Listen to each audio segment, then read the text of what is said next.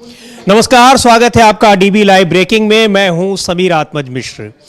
झारखंड और महाराष्ट्र चुनाव में अब चीज़ें काफ़ी एक तरह से विवादित भी होते जा रही हैं, काफ़ी चीज़ें क्लियर भी होती जा रही हैं और चुनाव की तारीखें जैसे जैसे नज़दीक आती जा रही हैं तमाम तरह के आरोप प्रत्यारोप भी लगते जा रहे हैं।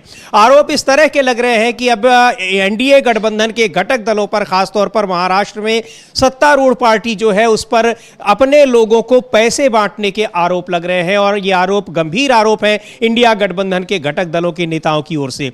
इस बीच झारखंड में अपने 21 उम्मीदवारों की सूची कांग्रेस पार्टी ने जारी कर दी है।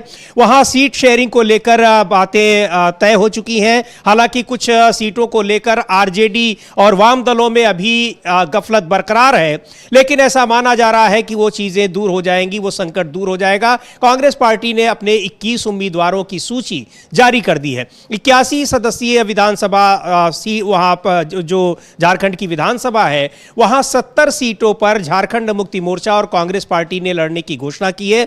11 सीटें आरजेडी और वाम दलों को देने की बात कही गई है। तो 21 सीटों पर कांग्रेस पार्टी ने अपनी पहली सूची जारी की है। झारखंड मुक्ति मोर्चा की अभी सूची तो नहीं आई है, लेकिन झारखंड मुक्ति मोर्चा में बड़े पैमाने पर भारतीय जनता पार्टी और आजसू के नेताओं का जाने का क्रम बना हुआ है, बरकरार है, जारी है। और वहां लगातार कई नेता, बड़े नेता हैं और जिसमें लुइस मरांडी हैं, उन्होंने भी भारतीय जनता पार्टी की सदस्यता छोड़कर झारखंड मुक्ति मोर्चा में शामिल होने की घोषणा की। कल उनको मुख्यमंत्री हेमंत सोरेन ने पार्टी में शामिल कराया। ये सारी खबरों पर बात होगी, लेकिन महत्वपूर्ण खबर एक ये भी है कि उत्तर प्रदेश सरकार ने एनकाउंटर्स को लेकर एक गाइडलाइन तय की है।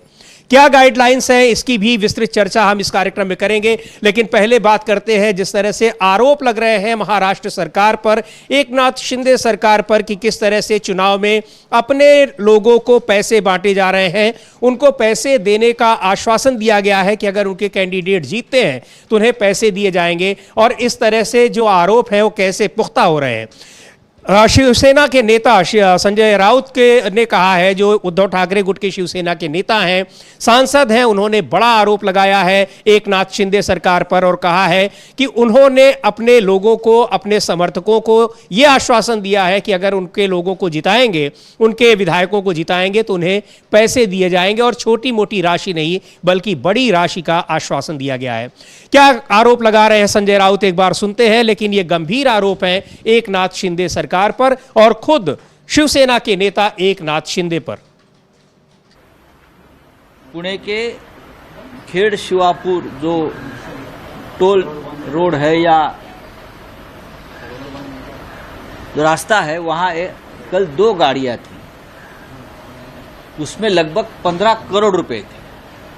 आपको पता होगा, मैंने यहाँ से कहा था कि एकनाथ शिंदे ने अपने लोगों को 50-50 करोड़ फिर एक बार देने का, चुनाव जीतने के लिए व्यवस्था की है। उसमें से 15 करोड़ का फर्स्ट इंस्टॉलमेंट सबको जा रहा है, ये मैंने कहा था। 15-15 करोड़ का फर्स्ट इंस्टॉलमेंट भेज दिया है और काम चल रहा है।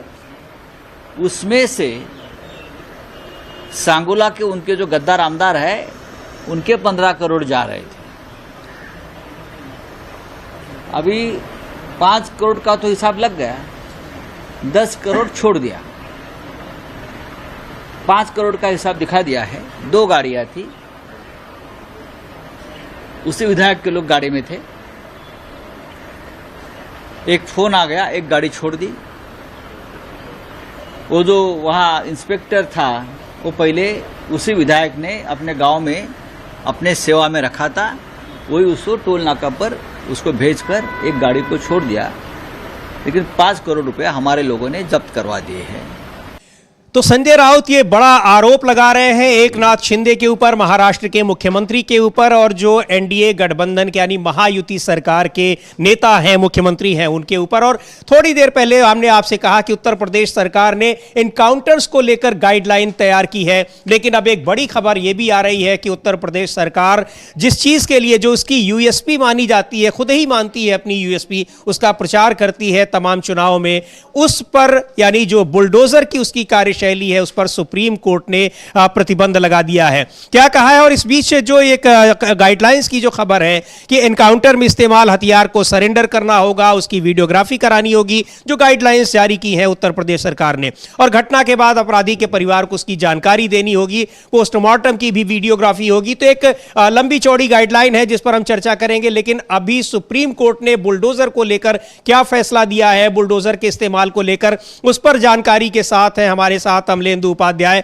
अमलेंदु जी, क्या कहा है सुप्रीम कोर्ट ने बुलडोजर को लेकर, और लगातार उत्तर प्रदेश की जो बुलडोजर कार्यशैली है, बुलडोजर की संस्कृति है, कल्चर है, चर्चा में रहती है? अभी सुप्रीम कोर्ट ने कुछ नहीं कहा समीर जी, सुनवाई जारी है। सुनवाई के बीच में यूपी सरकार ने सुप्रीम कोर्ट से कहा है कि वो कल तक जो है इस ध्वस्तीकरण के नोटिस पर कोई कार्रवाई नहीं करेगा बहराइच में। और सरकार की तरफ से जो थे अतिरिक्त सॉलिसिटर जनरल KM नटराज, उन्होंने जो है जस्टिस BR गवई और जस्टिस KV विश्वनाथन की पीठ के समक्ष ये दलील दी कि ध्वस्तीकरण के खिलाफ जो याचिका दायर की गई है उसमें उन्होंने कहा कि हम इस पर कल तक कोई कार्रवाई नहीं करेंगे, ये उन्होंने कहा है। ये नोटिस जो थे उन लोगों को दिए गए थे जिनके ऊपर दंगे करने का आरोप है, इस तरह का।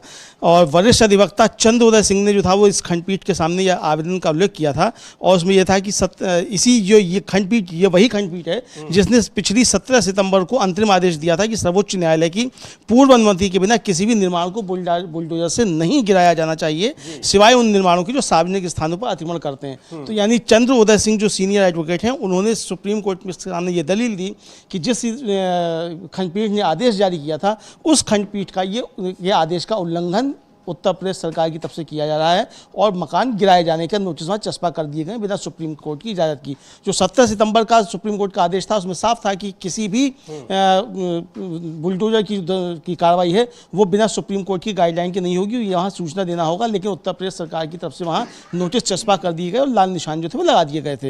इधर जो इलाहाबाद हाई कोर्ट है उसने कहा था कि 15 सितंबर तक, मतलब 15 दिन का समय उन लोगों को दिया गया था जिनके मकानों पर ये नोटिस चस्पा किए गए थे कि वो अपना दाखिल करें। जो वहां वकील उपस्थित हुए थे उनकी तरफ था कि वहां लोग घर छोड़ के भाग गए हैं, इंटरनेट बंद हो गया है, तो वो लोग किस तरीके से आकर अपना जवाब दाखिल कर सकते हैं। पहले वो 2 दिन का उनको समय दिया जा रहा था कि कैसे उन तक बात पहुंच सकती है जब इंटरनेट वहां बंद कर दिया गया है, लोग अपने घरों से भाग गए हैं और वहां ध्वस्तीकरण की कार्रवाई के लिए नोटिस चस्पा कर दिए गए हैं। इस पर इलाहाबाद हाईकोर्ट ने 15 दिन का समय दिया था। अब उत्तर प्रदेश सरकार की तरफ से सुप्रीम कोर्ट में कहा गया कि कल तक इस पर कार्रवाई नहीं करेंगे। सुनवाई अभी जारी है, सुनवाई जारी है। और जो अभी अमलेंदु जी बता रहे थे कि सितंबर में सुप्रीम कोर्ट ने जो आदेश दिया था कि बुलडोजर की कार्रवाई ऐसे नहीं होगी कि कोई अपराधी किसी मामले में अभियुक्त बनाया गया, उसका नाम FIR में आया और FIR में नाम दर्ज होते ही उसके घर बुलडोजर पहुंच गया और उसको ध्वस्त कर दिया। सुप्रीम कोर्ट ने साफ तौर पर कहा था कि बुलडोजर की कार्रवाई तब होगी जब वो निर्माण कार्य अवैध होगा, अतिक्रमण किया हुआ होगा, सरकारी जमीन पर उसने निर्माण कार्य कराया होगा। वही चीज अभी बहराइच की घटना में आई कि जो लोग शामिल थे, जिनको बताया जा रहा है कि वो वहां की हिंसा में शामिल रहे, घटनाओं में शामिल रहे, उन लोगों को करीब 2 दर्जन घरों को नोटिस दिया गया था और 2 दिन के भीतर उसका जवाब देने को कहा गया था। हालांकि कई लोग ऐसे हैं जो डर के मारे, चूंकि जिस तरह से उत्तर प्रदेश में बुलडोजर की कार्रवाई पिछले 6-7 साल से चल रही है, उसको देखते हुए लोगों ने अपने घर खुद ही तोड़ने शुरू कर दिए थे। ऐसी भी वहां से खबरें आई। तो अभी उनको राहत मिली है और यह कहा गया है कि उनको 15 दिन का समय दिया जाएगा जवाब देने के लिए कि उन्होंने अतिक्रमण किया है, नहीं किया है, क्यों किया है, ये तमाम बातें हैं। तो ये बड़ी खबर है। सुप्रीम कोर्ट में अभी सुनवाई चल रही है, उस पर हम आपको लगातार अपडेट आपको करते रहेंगे। इस बीच महाराष्ट्र में तो यही बड़ी खबर यही है कि बहराइच हिंसा के जो अभियुक्त हैं उन्होंने याचिका दायर की थी सुप्रीम कोर्ट में। इलाहाबाद हाई कोर्ट ने उसको समय की सीमा बढ़ाई थी और अभी जो राज्य सरकार ने वहां कहा है तो उन्होंने कहा है कि अभी हम उस पर कार्रवाई नहीं करने जा रहे हैं। तो ये एक बिल्कुल साफ आरोप लगे थे कि दुर्भावनापूर्ण तरीके से की जाती है, अभियुक्त को पकड़ नहीं पाते हैं और उसको एक तरह से डराने धमकाने के लिए ये एक ऐसी कार्रवाई की जाती है जिसको वैधानिक नहीं कहा जा सकता है, जिसको लीगल नहीं कहा जा सकता है। क्योंकि अतिक्रमण अगर हुआ रहता है तो उस पर अतिक्रमण का नोटिस पहले क्यों नहीं मिलता है, ये बड़ी बहस हुई है और सुप्रीम कोर्ट में भी इस पर बहस चल रही है। अब आगे क्या होता है वो देखने वाली बात होगी, उससे हम आपको अपडेट करेंगे। लेकिन इस बीच चुनाव में महाराष्ट्र और विधानसभा चुनाव के दौरान तारीखें नजदीक आ गई हैं। झारखंड में 13 और 20 नवंबर 2 चरणों में वहां विधानसभा होने के चुनाव होने हैं। लेकिन महाराष्ट्र में एक ही चरण में 288 सदस्यीय विधानसभा के चुनाव होंगे 20 नवंबर को। 23 नवंबर को परिणाम आएंगे। पर इंडिया गठबंधन अभी सीट शेयरिंग को लेकर वहां महाराष्ट्र में अभी बातें चल रही हैं। आज फिर महाविकास अघाड़ी की बैठक होने वाली है, क्या उसमें होता है इस पर जो अपडेट होगा आपको बताएंगे। लेकिन सीट शेयरिंग को लेकर हालांकि गठबंधन के सभी नेता ये कह रहे हैं कि बातें फाइनल हो गई हैं, कुछ ही सीटों पर मामला अभी फंसा हुआ है, वो भी जल्दी ही फाइनल हो जाएगा। हालांकि झारखंड में ये चीजें क्लियर हो गई और उसके बाद कांग्रेस पार्टी ने 21 उम्मीदवारों की सूची जारी की है। महाराष्ट्र में अभी क्या कुछ चल रहा है, लेकिन इस बीच एक बड़ा आरोप संजय राउत ने इंडिया गठबंधन के घटक दलों पर, एनडीए गठबंधन के घटक दलों पर लगाया है। खासतौर पर भारतीय जनता पार्टी पर आरोप लगाया है कि वो महाविकास अघाड़ी के घटक दलों के भीतर फूट डालने की या उनके बिखराव की फेक न्यूज़ फैला रही है, यानी फर्जी खबरें फैला रही है। क्या आरोप हैं उन सारी चीज़ों पर, उन बातों पर, किस वजह से फैलाया गया, हमारी साथी सहयोगी आंचल ये सारी डिटेल लेकर आई हैं। आंचल, क्या कहना है? संजय राउत की बात तो हम लोगों ने सुनी, लेकिन ये बात वो क्यों कह रहे हैं, किस संदर्भ में कह रहे हैं? जी, मैं आपको बता दूं कि अभी तक ये चर्चा चल रही थी कि मतलब जिस तरीके से इंडिया गठबंधन में सीटों का बंटवारा अभी नहीं हो पाया है, सहमति बनती दिख रही है, लेकिन तो उस बीच चर्चा ये चल रही थी कि अमित शाह की संजय राउत और उद्धव ठाकरे से कॉल पर बातचीत हुई है। लेकिन इस चीज़ को संजय राउत ने खारिज कर दिया। उन्होंने बोला है कि अमित शाह फेक न्यूज़ फैला रहे हैं और मेरी उनसे इस तरीके की कोई बातचीत नहीं है। मेरी ही नहीं बल्कि इंडिया गठबंधन के किसी भी नेता से उनकी फ़ोन पर कोई भी बातचीत नहीं हुई है, और अगर होती तो हम आपको ज़रूर बताते, और इस तरीके की गंदगी हम अपने इंडिया गठबंधन में फैलाने नहीं देंगे। ये एक मतलब फेक न्यूज़ है, उन्होंने इसे फेक न्यूज़ करार दिया है। संजय राउत ने इसको फेक न्यूज़ करार दिया है और आरोप लगाया है कि ये जो फेक न्यूज़ है, गलत खबर है, वो फैलाई जा रही है गृह मंत्री अमित शाह की तरफ से, भारतीय जनता पार्टी के नेताओं की तरफ से। और ये खबरें कल काफ़ी इस पर एक तरह से कहिए चर्चा में रही कि गठबंधन, इंडिया गठबंधन के घटक दल के नेता हैं, खासतौर पर जो उद्धव ठाकरे के नेतृत्व वाली शिवसेना है, वो भारतीय जनता पार्टी के नेताओं के संपर्क में है। वहाँ deputy chief minister Devendra Fadnavis के संपर्क में है, संजय राउत अमित शाह के संपर्क में है। इस तरह की खबरें फैलाई गई, जिसको लेकर संजय राउत ने यह बयान दिया। हालांकि संजय राउत का कहना है, उन्होंने स्पष्ट कर दिया है कि जो महाविकास अघाड़ी के घटक दलों के बीच सीट शेयरिंग का मसला है, वो पूरी तरह से क्लियर हो गया है, उसमें कोई दिक्कत नहीं है, 2-4 सीटों को अगर छोड़ दिया जाए तो। सुनते हैं क्या कह रहे हैं संजय राउत। देखिए, ये खबर जो है, ये खबर जो फैलाने वाले लोग हैं, वो लोगों ने बीजेपी की सुपारी ली है। मैं सीधा बोल रहा हूं, बीजेपी और उनके लोग डरे हुए हैं हमसे, शिवसेना से, उद्धव ठाकरे से, माननीय उद्धव ठाकरे जी से। मेरा भी नाम घसीट लिया है। मैं आखिरी आदमी हूंगा जो ये लोगों के झमेले में आ जाऊंगा, समझा? हमने जो इतना संघर्ष किया है, तो संघर्ष से क्या उनके साथ जाने के लिए क्या है? ये पहली बात। हमारी लड़ाई चल रही है, जो महाराष्ट्र के शत्रु है, महाराष्ट्र के दुश्मन है, महाराष्ट्र को लूटने वाले हैं, उनके साथ चल रही है। और ये लूटने वालों के सरदारों के साथ हमारा नाम जोड़कर भारतीय जनता पार्टी क्या दिखाना चाहती है? उनका मन का डर दिखाना चाहती है। उसमें से और भी कुछ लोग शामिल हो सकते हैं। ये षड्यंत्र है। शिवसेना कभी भी ऐसी शक्ति, ऐसी ताकतों के सामने नहीं झुकेंगी, हाथ नहीं मिलाएंगी। तो बड़ी खबर, ये आरोप लगा रहे हैं। और महाराष्ट्र से बड़ी खबर ये आ रही है कि कांग्रेस नेता बाला साहब थोराट मातोश्री पहुंचे हैं उद्धव ठाकरे से मिलने के लिए। उद्धव ठाकरे के यहाँ जो शिवसेना का एक तरह से मुख्यालय कहा जाता है, उनका घर है, लेकिन उसकी अहमियत एक मुख्यालय जैसी है। तो महाराष्ट्र से ये बड़ी खबर आ रही है कि मातोश्री पहुंचे हैं कांग्रेस पार्टी के नेता बाला साहब थोराट, और वहां पर सीट शेयरिंग को लेकर वहां ये आज माना जा रहा है कि आज ये मुद्दा फाइनल हो जाएगा। किन सीटों पर, कितनी सीटों पर कांग्रेस लड़ेगी, शिवसेना लड़ेगी और एनसीपी लड़ेगी, वो बात आज स्पष्ट हो जाएगी। तो मातोश्री पहुंचे हैं कांग्रेस नेता बाला साहब थोराट उद्धव ठाकरे से मिलने के लिए। वहां उद्धव ठाकरे से उनकी मुलाकात होगी। शिवसेना के नेता हैं उद्धव ठाकरे गुट के, और ये बड़ी खबर अभी यही है। और थोड़ी देर पहले संजय राउत भी यही कह रहे थे कि सीट शेयरिंग पर आज एक बार फिर बैठक होगी और आज सारी चीजें स्पष्ट हो जाएंगी, क्लियर हो जाएंगी सारी। ये जो सीट शेयरिंग का मुद्दा है वो फाइनल हो जाएगा। तो मातोश्री पहुंचे हैं उद्धव ठाकरे से मिलने के लिए, बाला साहब थोराट, ये बड़ी खबर है। लेकिन संजय राउत जो कह रहे हैं, संजय राउत जो आरोप लगा रहे हैं एकनाथ शिंदे के ऊपर, मुख्यमंत्री के ऊपर और एनडीए गठबंधन के ऊपर, और उस तरह के आरोपों के वो प्रमाण भी दे रहे हैं, बता रहे हैं, ये अपने आप में एक बड़ा आरोप है। संजय राउत ने बड़े आरोप चुनाव आयोग पर भी लगाए, लेकिन ये जो एकनाथ शिंदे मुख्यमंत्री के ऊपर की पैसे बांटने के आरोप लगाए हैं अमलेंदु जी, निश्चित तौर पर ये एक बड़ा मुद्दा है और चुनाव आयोग इस पर फिर घिर रहा है, क्योंकि वहां आचार संहिता लग गई है और गाड़ियों में अगर करोड़ों रुपए पकड़े जा रहे हैं जैसा संजय राउत कह रहे हैं, तो अपने आप में बहुत एक गंभीर आरोप है। बहुत गंभीर आरोप है समीर जी। और संजय राउत ने एक तरीके से सीधा सीधा जो गुजरात की सरकार बताई जाती है उस पर हमला बोला है, और ये एक बड़ा मसला चुनाव में बनने जा रहा है, महाराष्ट्र चुनाव में। और संजय राउत के आरोप बहुत ज़्यादा गंभीर हैं और चुनाव आयोग को इस पर कार्रवाई करनी चाहिए। संजय राउत का साफ साफ कहना है कि एकनाथ शिंदे जो हैं वो पैसा बंटवा रहे हैं, खरीदने की कोशिश की जा रही है मतदाताओं को।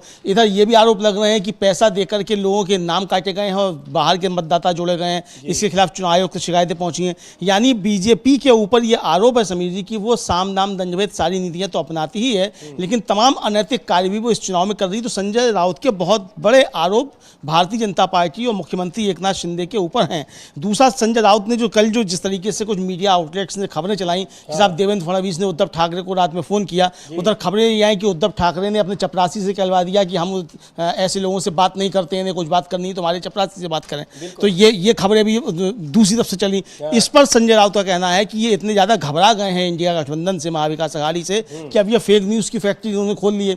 और आपको याद होगा समीर जी कि वो जो गौरी लंकेश जिनकी जान ले ली गई थी, उन्होंने अपना एक लेख लिखा था, गौरी बसवा जो था वो कहा था, यानी मोदी जी को झूठ की फैक्ट्री बताया था उन्होंने, भारतीय जनता पार्टी को झूठ की फैक्ट्री बताया था। ठीक उसी तरह की बातें जो है संजय राउत कह रहे हैं कि अब ये फेक न्यूज़ पर उतर आए हैं, फेक न्यूज़ इस तरीके से फैला रहे हैं। और कल कई मीडिया आउटलेट्स ने ये फेक न्यूज़ फैलाई समीर जी कि किस तरीके से देवेंद्र फडणवीस ने उद्धव ठाकरे को फ़ोन किया। यानी उद्धव ठाकरे तो देवेंद्र फडणवीस के फोटो पर मार रहे हैं जूते, और देवेंद्र फडणवीस फोटो, मतलब इस मीडिया ने ये भी नहीं सोचा कि ऐसी खबरें फैलाकर आप क्या बताना चाहते हैं, कि मतलब देवेंद्र फडणवीस जूते खाने के लिए तैयार नहीं, क्या ये बताना चाहते हैं। तो ये फेक खबरें जो जिस तरह चलाई जा रही हैं, तो संजय राउत का कहना यह है कि बीजेपी अब फेक न्यूज़ पर उतर आई है क्योंकि वो इंडिया गठबंधन की ताकत से घबरा गई है। ये एक बड़ी खबर है। और ये जिस तरह से संजय राउत कह रहे हैं, सीधे उस पर गृहमंत्री अमित शाह को घेर रहे हैं कि ये सारी चीजें उनकी जानकारी में या उनके नेतृत्व में ये सारी चीजें हो रही हैं। ये अपने आप में एक बड़ा आरोप है, लेकिन उससे भी ज्यादा बड़ा आरोप ये है कि वहां जो कह रहे हैं कि, और ये बात संजय राउत पहले कह भी चुके हैं कि अपने लोगों को, अपने समर्थकों को उन्होंने 50-50 करोड़ रुपए देने की बात कही है कि अगर उनके कैंडिडेट को जिताएंगे वो। हाँ बिल्कुल, ये बहुत बड़ा आरोप है, बहुत ज़्यादा बड़ा आरोप है। और इस तरीके की चीज़ दी जा रही है और ये भी तैयारियाँ बताई जा रही है, मतलब जो चर्चा चल रही है कि अभी से तैयारियाँ शुरू की जा रही हैं कि कौन कौन जीत सकता है, किस पे दांव लगाया जा सकता है, किसको कितना पैसा दिया जाएगा। यानी पैसे का एक बहुत बड़ा खेल महाराष्ट्र में हो रहा है। और समीर जी, जो पवन खेड़ा ने अभी पिछले दिनों प्रेस कॉन्फ्रेंस की थी, उसमें जो उन्होंने आरोप लगाए थे बीजेपी के ऊपर, किस तरीके से किन कंपनियों को वहाँ उनसे चंदा लिया गया, फिर उनको धंधा दिया गया, वो चंदा लो धंधा दो वाली बात जो थी, उसमें बताया था कि 13% चंदा जो है बीजेपी को वो अकेले महाराष्ट्र से मिला इलेक्टोरल बॉन्ड्स के जरिए जो उसने किया। यानी महाराष्ट्र कितना बड़ा धन की खान भारतीय जनता पार्टी के लिए है, और मोदी और अमित शाह की कंपनी क्यों महाराष्ट्र हर हाल में हासिल करना चाहती है, उसके पीछे ये कारण साफ तौर पर समझ में आते हैं। और पवन खेड़ा ने भी यही आरोप समीर जी एक तरीके से लगाए थे, और उन्होंने साफ साफ कहा था कि मोदी शाह की बी कंपनी जो है वो महाराष्ट्र को लूट रही है। ये उनका बहुत बड़ा आरोप था। और आज भी संजय राउत जो आरोप लगा रहे हैं, यानी समीर जी एक चीज़ तो साफ है कि इंडिया गठबंधन जो आरोप लगा रहा है वो सब एक तरीके से आरोप लगाए जा रहे हैं। यानी मुद्दों पे एकजुटता इंडिया गठबंधन की बनी हुई है और मजबूती के साथ वो भारतीय जनता पार्टी पर और एकनाथ शिंदे पर प्रहार कर रहे हैं समीर जी। बिल्कुल। और महाराष्ट्र में जो आप कह रहे हैं कि वहां सरकार बनाने के लिए कितनी उतावली है, इसको देखा जा सकता है। 2019 में जो परिणाम आए थे उसके बाद शिवसेना ने बीजेपी के साथ सरकार बनाने से मना कर दिया था, लेकिन सरकार बनाने के लिए बीजेपी ने क्या क्या नहीं किया। तो कर्नाटक, महाराष्ट्र, ये कुछ ऐसे राज्य हैं जहां बीजेपी कुछ भी कर सकती है। और ये आरोप लगा रहे हैं अब इंडिया गठबंधन के घटक दल के नेता कि वो अभी से शुरू कर दिए हैं कि 2024 में क्या परिणाम आएंगे क्या नहीं, लेकिन सरकार बनाने में बीजेपी खुद सरकार में शामिल रहे, इसकी कोशिशों में वो अभी से लग गई है। हाँ बिल्कुल, इन कोशिशों में लग गई है। और मतलब सरकार किस तरीके से बनानी है, साम दाम दंडभेद किसी भी तरीके से सरकार बीजेपी को वहां चाहिए। राउत ये भी आरोप लगा चुके हैं कि तारीखें जो है वो विधानसभा की कार्यकाल जब खत्म हो रहा है 26 नवंबर को, उससे ठीक 2 दिन पहले मतगणना हो रही है, यानी राष्ट्रपति शासन लगाने की का भी षड्यंत्र है, ये आशंका जाहिर की है संजय राउत ने। ये तो समीर जी दोनों राज्यों में है, महाराष्ट्र में भी और झारखंड में भी। झारखंड में पहले चुनाव कराया जा रहा है और उसका 5 जनवरी तक का समय है, तो यानी वहाँ चुनाव हो भी जाएंगे, उसके बाद भी वहाँ जो है स्थगित रखा जाएगा और फिर वहाँ की खरीद फरोख्त की कोशिशें की जाएंगी। और महाराष्ट्र में बिल्कुल एंड टाइम पे किए जा रहे हैं, तो यानी यहाँ भी राष्ट्रपति शासन लगाया जाए, उसके बाद खरीद फरोख्त की जाए। यानी तैयारियां बीजेपी ये समझ रही है कि दोनों राज्य उसके हाथ में नहीं आ रहे हैं। अगर महाराष्ट्र में 23 नवंबर को हो रही है मतगणना और 26 नवंबर उसकी आखिरी तिथि है विधानसभा भंग होने की, और झारखंड में पहले चुनाव कराए जा रहे हैं और 5 जनवरी तक उसका समय है, तो समीर जी समझा जा सकता है कि दोनों राज्यों को राष्ट्रपति शासन में धकेल कर और फिर जोड़ तोड़ करके सरकार बनाने की कोशिश बीजेपी करना चाहती है। और बीजेपी को ये समझ में आ गया है कि दोनों राज्य उसके हाथ से निकल चुके हैं, जनता उसको चुनकर नहीं भेज रही है। ये एक साफ तौर पर समझा जा रहा है समीर जी। जी बिल्कुल, इसीलिए ये कहा गया कि आखिर जब जम्मू कश्मीर और हरियाणा के चुनाव कराए जा रहे थे उस समय महाराष्ट्र के क्यों नहीं कराए गए, क्योंकि 6 नवंबर को ही हरियाणा विधानसभा का कार्यकाल समाप्त हो रहा था और 26 नवंबर को महाराष्ट्र विधानसभा का। लेकिन महाराष्ट्र विधानसभा के चुनाव झारखंड के साथ कराए जा रहे हैं जिसका कार्यकाल 5 जनवरी को समाप्त हो रहा है, यानी कम से कम 2-2.5 महीने पहले उसके चुनाव करा लिए जा रहे हैं। ये सारे मुद्दे ऐसे हैं जिस पर विपक्ष के नेता चुनाव आयोग को लगातार घेर रहे हैं, आरोप लगा रहे हैं कि चुनाव आयोग मतदान की तारीखों से लेकर सारी चीजें तय करता है, भारतीय जनता पार्टी के नेताओं से पूछकर, और जो कुछ भी फैसले लेता है उसकी जानकारी भी वो भारतीय जनता पार्टी के नेताओं को दे देता है। झारखंड मुक्ति मोर्चा के नेताओं ने यह आरोप लगाए, शिवसेना के नेताओं ने, कांग्रेस पार्टी के नेताओं ने, और यह लगातार कहा जा रहा है कि हरियाणा में जो चुनाव भारतीय जनता पार्टी ने जो जीत हासिल की है वो भी इन्हीं तरह के तमाम षड्यंत्रों की वजह से वहां जीत हासिल की है, और इस तरह के षड्यंत्र महाराष्ट्र और झारखंड में भी अपनाए जाने की कोशिश कर रही है भारतीय जनता पार्टी चुनाव आयोग की मदद से। तो ये बड़ा आरोप है, और जो आरोप ये पैसों का कि पैसे बांटने का या गाड़ियों से कैश मिलने का, ये बड़े मामले हैं। लेकिन देखने की बात है कि चुनाव आयोग इस पर क्या संज्ञान लेता है, क्या वो इस पर ये कानूनी कार्रवाई करता है। चुनाव आयोग क्या कानूनी कार्रवाई करेगा, क्या संज्ञान लेगा, ये तो समीर जी समझा सकता है कि वो क्या लेगा, चूंकि आरोप तो चुनाव आयोग पर ही लग रहे हैं। और जब इतने गंभीर आरोप लगाए जा रहे हैं सीधा सीधा चुनाव आयोग पर आरोप लगाया जा रहा है। आपको याद होगा संजय राउत की एक पिछला बयान था कि चुनाव आयोग और सुप्रीम कोर्ट निष्पक्ष नहीं है, ये दोनों संस्थाओं पर उन्होंने गंभीर आरोप लगाए थे। कहा था कि ये बीजेपी की BCD टीम है, ये उन्होंने आरोप लगाया था। तो चुनाव आयोग क्या करेगा ये समझा जा सकता है। इधर जो बहराइच वाला प्रकरण था समीर जी, उसमें एक बड़ी खबर है, सुप्रीम कोर्ट ने उत्तर प्रदेश सरकार को बहुत तगड़ी फटकार लगाई है। कल इसकी सुनवाई फिर से होगी, और जस्टिस जो विश्वनाथन थे उन्होंने कहा कि आप दूसरों को गलत संदेश देते हैं कि यदि आप कुछ कहेंगे तो हम उसे ऐसे ही जाने देंगे, हम कानून के अनुसार आगे बढ़ेंगे। फिर उन्होंने कहा कि अगले दिन भी अगर उनकी यही प्रतिक्रिया रही, यानी उत्तर प्रदेश सरकार की यही प्रतिक्रिया रही, तो हम भी उसी तरीके की प्रतिक्रिया करेंगे। हमें संस्था की रक्षा करनी है, यानी इंस्टीट्यूशन सुप्रीम कोर्ट की रक्षा करनी है, उसके आदेश की रक्षा करनी है, ये जस्टिस विश्वनाथन ने कहा। उसके बाद जस्टिस न्याय जो गवाही हैं उन्होंने राज्य सरकार को चेतावनी देते हुए कहा कि यदि वे हमारे आदेश का उल्लंघन करने का जोखिम उठाना चाहते हैं तो यह उनकी मर्जी है। फिर न्यायमूर्ति गवाई ने कहा कि न्यायालय कल आवेदन पर विचार करेगा, और ASG ने कहा कि कल तक हम इस पर कोई कार्रवाई नहीं करेंगे। तो ये एक बड़ी खबर है। सुप्रीम कोर्ट ने साफ साफ कहा है कि अगर उत्तर प्रदेश के अधिकारी सुप्रीम कोर्ट के आदेश का उल्लंघन करते हुए बहराइच में बुलडोजर की कार्रवाई करना चाहते हैं तो वो करें, लेकिन फिर सुप्रीम कोर्ट अपना रुख अपनाएगा जो उसकी कार्रवाई है, यानी कि वो फिर दंडित करेगा उत्तर प्रदेश सरकार को। ये एक तरीके से साफ चेतावनी सुप्रीम कोर्ट की तरफ से उत्तर प्रदेश सरकार को दी गई है। जो बहराइच में बुलडोजर एक्शन करने के जो ध्वस्तीकरण के जो पोस्टर लगा दिए गए थे और लाल निशान लगा दिए थे, उस पर ये, और कल इस पर सुनवाई होगी समीर जी। तो ये जो दो मुद्दे हैं, यानी एनकाउंटर का मुद्दा और बुलडोजर की कार्रवाई करने का जो उत्तर प्रदेश सरकार का अपना तरीका है, जिसको कई दूसरे राज्यों ने भी फॉलो किया है, दूसरे राज्यों ने भी उस पर अमल किया है, उसी ढर्रे पर, उसी पैटर्न पर, उस पर सुप्रीम कोर्ट ने एक बार फिर सख्त नाराजगी दिखाई है और आज सुनवाई की। अभी कल फिर सुनवाई इस पर होगी, और इस बीच उत्तर प्रदेश सरकार को मुझे लगता है कि सुप्रीम कोर्ट की इस तरह की चेतावनी और ये गंभीर रुख को देखते हुए, कड़ा रुख देखते हुए, उसने एनकाउंटर्स को लेकर गाइडलाइंस जारी की हैं। एनकाउंटर्स पर क्या गाइडलाइन जारी की है मुख्यमंत्री योगी आदित्यनाथ की सरकार ने, जबकि योगी आदित्यनाथ तो बड़े इसके समर्थक माने जाते हैं, कहा जाता है कि वो इस चीज को प्रोवोक करते हैं, ऐसा कहा जाता है, और ऐसे अधिकारियों को उन्होंने एनकाउंटर या SI SIT में, STF में लगा रखा है, जो कि एनकाउंटर स्पेशलिस्ट कहे जाते हैं पुलिस की भाषा में। आखिर अब जो गाइडलाइंस जारी की हैं, क्या वो इन फेक एनकाउंटर्स को, जो आरोप लगते हैं कि फेक एनकाउंटर्स हो रहे हैं, उस पर रोक लगेगी, देखा जाएगा। लेकिन अभी क्या इस जो गाइडलाइंस जारी की गई हैं उनमें क्या खास बातें हैं, हमारी सहयोगी अंशिता सारी जानकारी लेकर आई हैं। अंशिता, क्या इस गाइडलाइंस में ऐसी क्या चीजें कही गई हैं? जी बिल्कुल, मैं बताना चाहूँगी। अभी बुलडोज़र एक्शन के बाद ये दूसरी चीज़ है जिस पर अब शिकंजा कसता हुआ यहाँ पर नज़र आ रहा है। तो गाइडलाइंस की मैं सबसे पहले बात कर लेती हूँ। आपको बता दूं कि नई गाइडलाइन के अनुसार अगर अपराधी की मौत हो जाती है तो डॉक्टरों का पैनल डेड बॉडी का पोस्टमार्टम करेगा और इसकी भी वीडियोग्राफी कराई जाएगी। इसके अलावा जिस जगह पर शूट आउट हुआ वहाँ पर अपराधी की मौत हो गई है तो फॉरेंसिक टीम भी इसकी जाँच करेगी। DGP की तरफ से ये कहा गया है कि जिस इलाके में एनकाउंटर हुआ है उस क्षेत्र के थाने की पुलिस जांच नहीं करेगी। इसकी जांच क्राइम ब्रांच या फिर दूसरे थाने की पुलिस से ही करवाई जाएगी। इसके अलावा एनकाउंटर में शामिल अफसरों के रैंक के ऊपर के अधिकारी ही मामले की जांच करेंगे।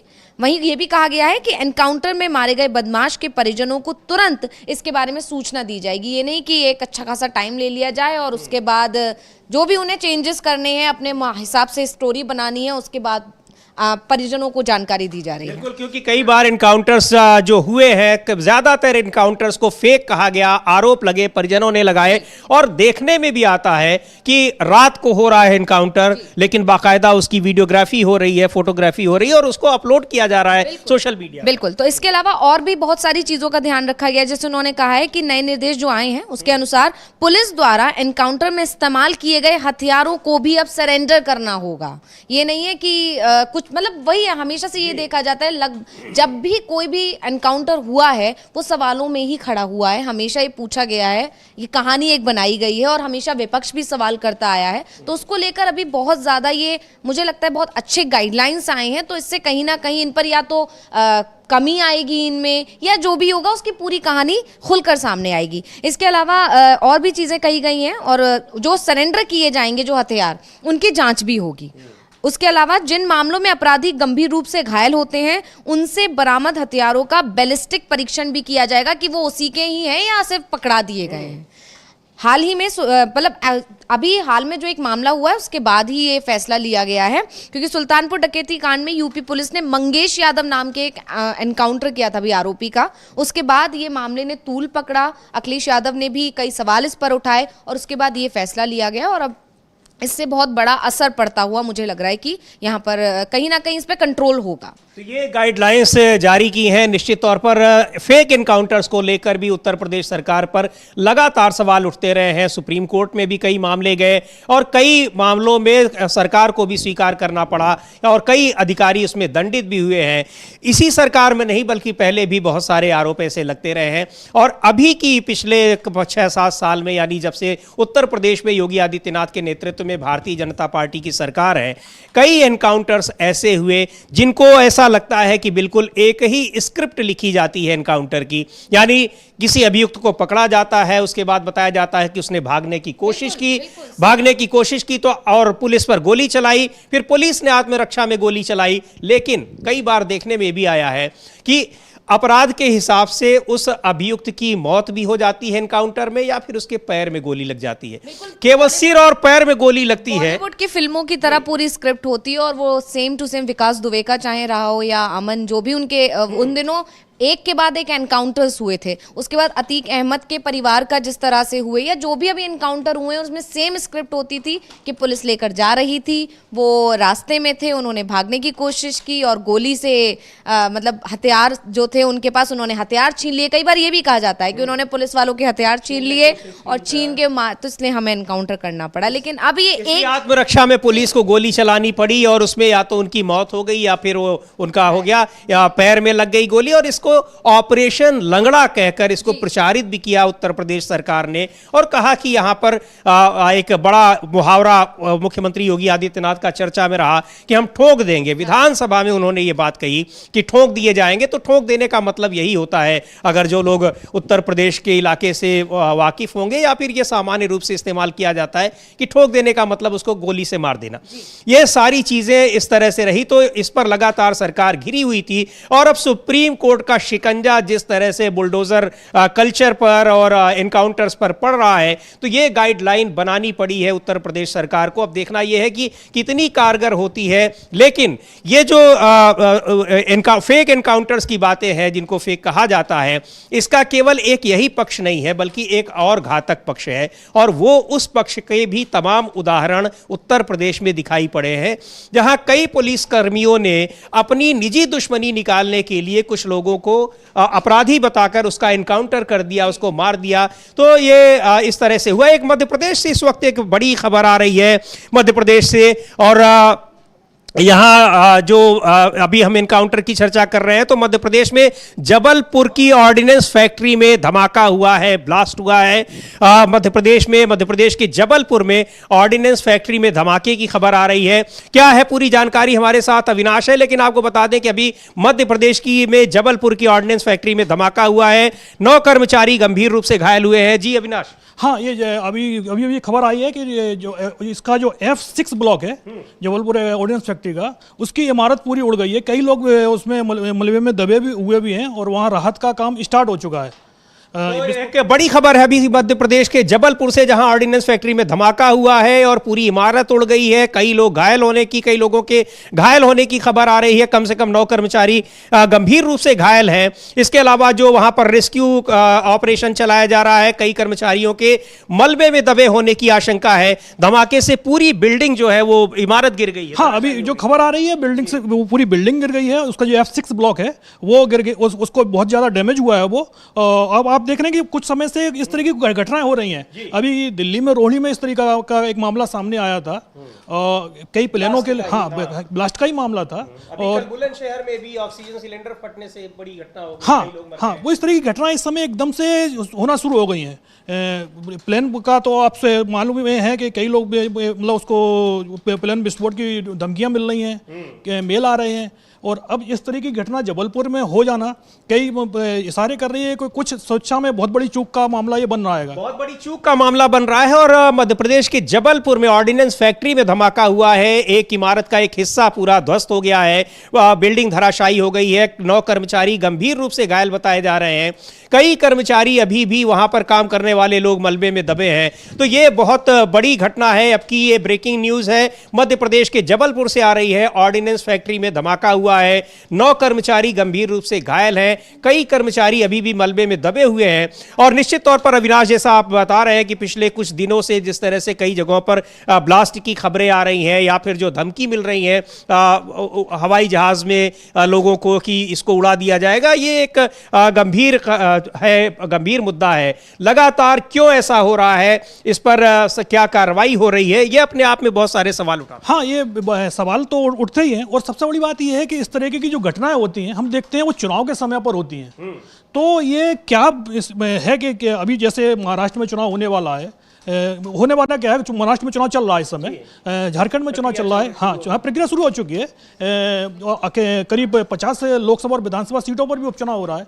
उपचुनाव से, और महाराष्ट्र का चुनाव सभी को पता है कि चाहे वो सत्ता पक्ष हो चाहे विपक्ष हो, दोनों के लिए बहुत महत्वपूर्ण चुनाव है। महाराष्ट्र चुनाव से आप ये मान के चलिएगा कि 4 साल बाद के लोकसभा चुनाव का एक तरीके से ग्राउंड बनना शुरू हो जाएगा। इसलिए दोनों के लिए जरूरी है। और उस चुनाव से पहले इस तरीके की घटनाएं हो जाना कहीं ना कहीं सवाल उठा रहा है कि ये सुरक्षा की चूक का ही खाली मामला है कि उससे बढ़कर भी कुछ और मामला है इसमें। तो इसकी पूरी जांच होनी चाहिए, उससे सब कुछ पता चल जाएगा कि भाई ये मामला क्या है, कि खाली सुरक्षा ही चूक का हिस्सा है या कुछ और भी है। बिल्कुल सही कह रहे हैं आप। और जबलपुर से ये बड़ी खबर, अभी तुरंत की खबर है, ब्रेकिंग न्यूज है। वहां ऑर्डिनेंस फैक्ट्री में धमाका हुआ है, एक इमारत ध्वस्त हो गई है वहां ऑर्डिनेंस फैक्ट्री की, और कई लोग मलबे में दबे हुए हैं। कम से कम 9 लोग गंभीर रूप से घायल बताए जा रहे हैं। ये पूरी जानकारी के लिए अविनाश बहुत बहुत शुक्रिया आपका। अविनाश ये सारी डिटेल लेकर आ रहे थे। लेकिन इस बीच आपको बता दें कि महाराष्ट्र और झारखंड में चुनाव के दौरान इस तरह की घटनाएं और लगातार जो आ रही हैं, ये भी अपने आप में बहुत गंभीर हैं। और इनकी ये क्यों ऐसा हो रहा है कि चुनाव के वक्त इस तरह की खबरें आ रही हैं, इस तरह की घटनाएं हो रही हैं, अपने आप में कई सवाल खड़े कर रही है। बहरहाल जांच में इन पर क्या पता चलता है उसकी जानकारी आपको जरूर दी जाएगी। जो कुछ भी पता लगेगा लेकिन ये माना जा सकता है कि ये टाइमिंग जो है ये कई सवाल खड़े कर रही है। और महाराष्ट्र झारखंड में विधानसभा चुनाव को लेकर गहमा गहमी चल रही है। इंडिया गठबंधन के घटक दलों के बीच महाराष्ट्र में अभी भी सीट शेयरिंग का मुद्दा कहीं न कहीं अभी फंसा हुआ है। और इस बीच हमारे साथ अविनाश फिर कुछ बड़ी खबर के साथ है। अभी एक्चुअल में बाला साहब थारोड मातोश्री पहुंचे हैं और उनकी उद्धव ठाकरे से मुलाकात चल रही है। एक्चुअल में ये बताया जा रहा है कि कुछ सीटों पर जो पेच फंसा हुआ है वो कांग्रेस और शिवसेना के बीच में ही फंसा हुआ है, जिसमें मुंबई की कुछ सीटें हैं और कुछ सीटें हैं विदर्भ रीजन की हैं। तो इस 3 बजे के करीब आज एमबीए की बैठक भी होनी है और आज ये सीटों पर फैसला हो जाएगा। उससे पहले जो कुछ सीटों पर जो विवाद चल रहा है वो भी संभवतः कुछ 1 घंटे में बाला साहब थारोड और उद्धव ठाकरे की जो बीच मीटिंग चल रही है उसमें सुलझ जाएगा। और उम्मीद है कि आज शाम तक कांग्रेस की पहली लिस्ट भी आ जाए। कांग्रेस की भी आ सकती है, शिवसेना यूबीटी की भी आ सकती है और शरद एनसीपी की शरद पवार के गुट की लिस्ट तो लगभग तैयार है, क्योंकि जो विवाद है वो कांग्रेस और शिवसेना यूबीटी के बीच, कांग्रेस और शिवसेना के बीच में यह शिवसेना यूबीटी, और उसमें भी विदर्भ और मुंबई की कुछ सीटों पर ही शायद हाँ विदर्भ की 3 सीटें बताई जा रही हैं, कुछ सीटें मुंबई की बताई जा रही हैं और बाकी जगह कोई विवाद नहीं है। लगभग उम्मीदवार दोनों मतलब तीनों पार्टियों ने लगभग उम्मीदवार अपने तय कर लिए हैं। कांग्रेस की स्क्रीनिंग कमेटी की बैठक भी हो चुकी है, लेकिन बस वही मामला है कि अभी तक जब तक गठबंधन की घोषणा नहीं हो जाती है तब तक उम्मीदवार डिक्लेयर नहीं, तीनों में से कोई भी नहीं कर रहा है। तो आज शाम तक ये इस पर मोहर लग जाएगी और उसके बाद शाम के बाद से कभी भी किसी भी समय लिस्ट बिल्कुल लिस्ट आ सकती है। और झारखंड में सीटों की शेयरिंग का मुद्दा लगभग फाइनल हो चुका है और कांग्रेस पार्टी ने कल देर शाम 21 उम्मीदवारों की अपनी पहली सूची जारी कर दी। इस बीच मानसी हमारे साथ हैं, कुछ खबर लेकर आई हैं। जी मानसी बताएं। समीर जी, मैं आपको बता दूं कि इस वक्त की बड़ी खबर यह है कि साक्षी मलिक जो कि पहलवान है, उन्होंने अपनी बहन को लेकर बड़ा बयान दिया है एक निजी चैनल को। उनका बबीता फोगाट को लेकर, हाँ, बबीता फोगाट को लेकर उन्होंने कहा है, जब उनसे सवाल किया गया कि तमाम जगह पर ये सवाल उठाए जा रहे हैं कि इस प्रदर्शन के पीछे क्या किसी कांग्रेस का किसी पार्टी का हाथ था, तो उन्होंने सीधे बोला कि नहीं, इसमें बीजेपी की 2 नेताओं का हाथ था, जिसमें उन्होंने बबीता फोगाट का नाम लिया और दूसरा उन्होंने लिया कि तीर्थ राणा का इसमें हाथ था। और उनका ये भी कहना है कि बबीता फोगाट ने जो है ये आंदोलन स्टार्ट किया था, ये आंदोलन उन्होंने ब्रजभूषण शरण सिंह को WFI के जो अध्यक्ष उनको हटाने के लिए, ताकि उनको वहां अध्यक्ष बनाया जाए। कहने का मतलब ये है कि उन्होंने उनकी पीछे बड़ी रणनीति थी और उन्होंने ये आंदोलन जो है महिलाओं के खिलाफ जो अपराध हो रहे थे, जो उनके साथ शोषण हो रहा था, उसके लिए किया गया था। लेकिन साक्षी मलिक ने बबीता फोगाट पर ये बहुत बड़ा आरोप लगाया है और अभी तक जो खबरें चलाई जा रही थी गलत, उस पर उन्होंने ब्रेक लगाया। उन्होंने ये कहा कि इसमें बीजेपी के 2 नेताओं का हाथ था और उन्होंने हमें उकसाया है हमें प्रदर्शन करने के लिए, ये उनका ऐसा कहना है। तो अपने आप में ये बड़ी खबर है, ये बड़ी खबर है। और साक्षी मलिक ने आरोप लगाया है, बबीता फोगाट उनकी बहन ही है, दोनों ही रेसलर रही हैं, कई मेडल्स जीते हैं राष्ट्रीय अंतर्राष्ट्रीय प्रतियोगिताओं में। और ये एक बड़ी खबर है, चूंकि पहलवानों का मुद्दा पिछले करीब 1 साल से बहुत विवादित रहा है। पहलवानों ने अपने जो उनके साथ अन्याय हुआ उसको लेकर दिल्ली में धरने पर बैठे रहे, उनके साथ बड़ी ज्यादती हुई। और इस बीच में विनेश फोगाट ने कांग्रेस पार्टी से चुनाव भी लड़ा, हरियाणा में चुनाव जीती, वो विधायक बन चुकी हैं। लेकिन ये अपने आप में अभी भी ये मुद्दा चल रहा है, चूंकि अभी उनका जो पहलवान है उनका ये कहना है कि उनके साथ न्याय नहीं हुआ है और लगातार उनके साथ उनको कई तरह से उनके खिलाफ अन्याय हो रहा है, न तो उनको कानून से सजा मिल रही है और दूसरी ओर उनको सामाजिक तौर पर भी उनको तमाम तरह की दिक्कतों का सामना करना पड़ा। बिल्कुल, उन्होंने ये कहा कि मुझे बहुत ज्यादा पछतावा हो रहा है। उन्हें उम्मीद नहीं थी कि उनकी बहन होकर, मतलब महिला होकर, इस तरीके की राजनीति करेंगी उनके साथ में। उनका ये कहना है कि वो अध्यक्ष बनना चाहती थी, इसीलिए उन्होंने ये आंदोलन करवाया। हम पहलवानों को उकसाया कि हम जाके उनके खिलाफ जाके प्रदर्शन करें। इसी के साथ उन्होंने ये भी कहा कि हरियाणा में हमें जब प्रदर्शन करना था या और भी जगह में प्रदर्शन करना था, उसके लिए परमिशन भी उन्हीं 2 लोगों ने हमें दिलवाई थी। तो ये अपने आप में बहुत बड़ा आरोप है, क्योंकि अब तक जो नैरेटिव बना के चलाया जा रहा था सोशल मीडिया पर, तमाम खबरों में ये दिखाया जा रहा था कि इसमें कांग्रेस का हाथ है, किसी और का हाथ है। लेकिन अब इस बीच जब उन्होंने, साक्षी मलिक ने ये बयान दिया है कि इसमें बीजेपी नेताओं का 2 लोगों का हाथ था और उन्होंने ही उकसाया था, तो अपने आप में अंदर खाने और भी कुछ निकलकर अभी कुछ दिनों बाद सामने आ सकता है। जी बिल्कुल, बहुत बहुत धन्यवाद मानसी इस पूरी जानकारी के लिए। और अभी खबर आ रही है कि मुंबई में जो थोराट और पवार के बीच में, उद्धव ठाकरे के बीच बैठक हो रही थी, वो खत्म हो गई है सीट शेयरिंग को लेकर। उस बैठक में क्या हुआ, क्या निकल कर आया, उसकी हम जानकारी आपको देंगे। लेकिन आपको बता दें कि महाराष्ट्र में जिस तरह से एनडीए के ऊपर, यानी महायुति सरकार के ऊपर इंडिया गठबंधन के नेताओं की ओर से आरोप लग रहे हैं तमाम तरह के, वो बड़े गंभीर आरोप हैं। मुख्यमंत्री एकनाथ शिंदे पर संजय राउत का आरोप है कि वो पैसे बांट रहे हैं, पैसे कैश गाड़ियों में पकड़े जा रहे हैं, लेकिन ना तो चुनाव आयोग कोई कार्रवाई कर रहा है और ना ही प्रशासन कोई कार्रवाई कर रहा है। जी अविनाश। हाँ, अभी जो मीटिंग तो खत्म हो गई है और जल्दी इसके बाद अभी इसकी जो मीटिंग में जो कुछ तय हुआ है उसके बारे में भी उसको कुछ नहीं बताया जाएगा, क्योंकि एमबीए की बैठक अभी होनी है। तो एमबीए की बैठक में के बाद ही प्रेस कॉन्फ्रेंस होगी, उसके बाद सीट शेयरिंग की घोषणा कर दी जाएगी।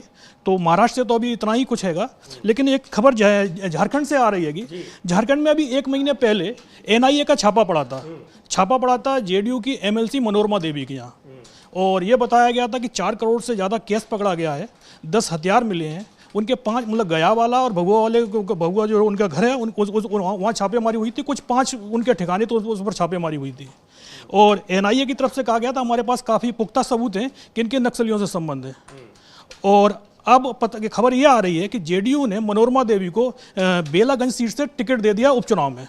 बीजेपी के जो लोग उनको देशद्रोही बता रहे थे, अब उपचुनाव में वो उनके लिए वोट मांगने के लिए जाएंगे मनोरमा देवी के खिलाफ, क्योंकि ये बताया जा रहा है कि बीजेपी और जेडीयू गठबंधन के पास उस सीट पर कोई अच्छा कैंडिडेट नहीं था। और ये आरोप भारतीय जनता पार्टी पर भी लगे कि वो परिवारवाद को लेकर तमाम दूसरी पार्टियों पर निशाना साधती है, लेकिन झारखंड में किस तरह से उसने पूर्व मुख्यमंत्रियों के परिजनों को टिकट बांटे हैं। और अब उसकी सहयोगी दल जनता दल यूनाइटेड पर यह आरोप लग रहा है कि उसकी जिस नेता को लेकर भारतीय जनता पार्टी उनको नक्सली, आतंकवादी और तमाम चीजें कह रही थी, उसी को अब उनकी सहयोगी पार्टी चुनाव में टिकट दे रही है। हाँ, बिहार की जो बेलागंज सीट है वहाँ उनको टिकट दे दिया गया है, सिर्फ इसलिए कि 1990 के बाद से वो सीट ना तो बीजेपी जीत पा रही है ना जेडीयू जीत पा रही है, वहाँ से आरजेडी लगातार चुनाव जीत रही है।